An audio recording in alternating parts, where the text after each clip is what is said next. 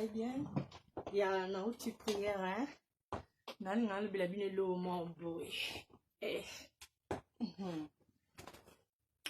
Et là, mon boy, peut-être un sou va éviter. Les a bien pour limba. Eh. Nous avons quoi limba? Non, limba ma casse. Baby scoliose. Oh, na français va bien en na français va bien en bosser. Na français. Na français va bien en bosser na na lingala to bien en sope lingala sope za ezala ngi en to bien en kuki so ikuki. Ezala la ngi kuki. Po na kine lo ba ma mingi lokola ki kongo ezate. Peut-être présent qui kongo kuki so kuki. Awa ba bien en bosser. Na français ba bien en bosser.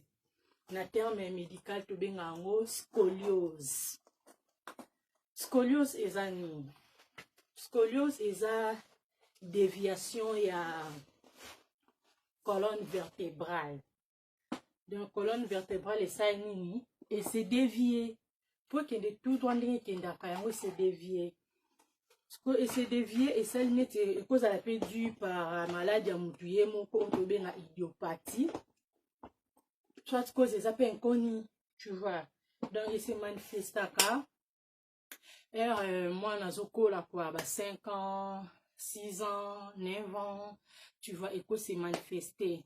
Et par la biche, on a repris cet exemple, star, on a ni, qu'on a qui peka. Ya qui peka, sort. Ah, non, il y a bon moment dans mon corps, oui. Ya qui peka. Sikoyo, yango, et ça, nini. Eko baby sa eko dévier bongo colonne d'engezabo colonne vertébrale yango mone dévier aller et vimbisi thorax aller et condisi maboko membre supérieur et condi yoko thorax vimbi et koti yango bo mona mwana soki mwana nazo kola parce que et ya kaka boy mwana ko bota ma okantike mwana botem bien eko zwa epé na ba 5 ans 6 ans tu vois. Et c'est dévié. Donc, il y a un faut que ça la sport pour na banana bino, ba ça la sport. Oh mona. Ce que pour y que moi no abandi scoliose ezani il faut tirer na position ya ofanda boîtier makolo boye, atie boye, angumbi boye. Ota la sur colonne vertébrale neza tout droit. Tu vois.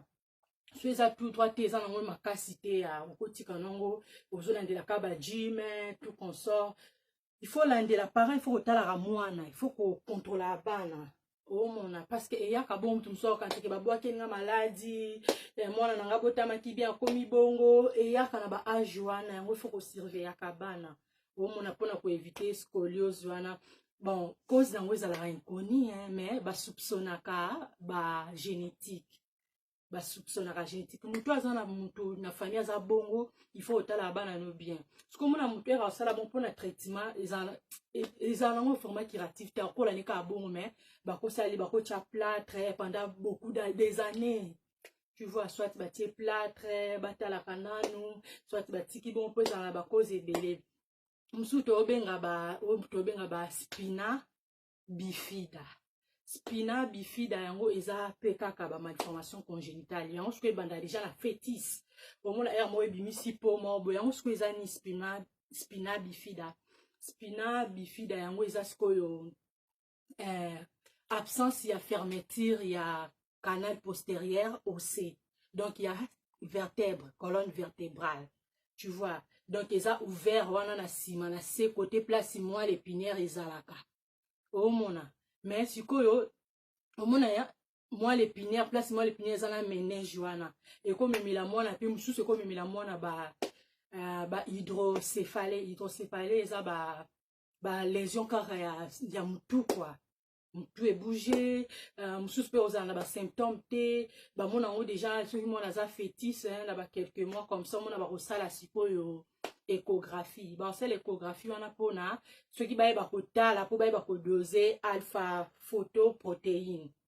baye ba ko dozango po ceux qui tona ngo za élevé et ko créer spina bifida wana to scoliose wana nyonso wana ezala dine mosusu ya nini di ya manque d'acide folique oyo tobenga vitamine B9 omona de mwasi so aza na zemi so azwaka baacide folique eza très bien mpona mwasi ya zemi mpona koevite makambo wana nyonso parce que eyaka pa absence ya baacide folique wana mpe pa wana bakotala mpo bayebake mwasi ayeba kozwa bamédicament n'importe comment te mwasi oyo aza na zemi pour éviter toutes sortes de malformations congénitales tu vois donc CNTP ça traitement nango bakotala soki asali hydrocele mosusu ekomemele mpe anacéphale boyebi anacéphale absence ya cerveau oyo na Congo tolobaka oyo bayibi mwana mutu mwana na ye bayibi ye mutu ya non ezala bacause biso tomona kama nyonso kindoki omona yango mwasi azemi fo ozwa baacide folique il faut kolandela régime na yo très bien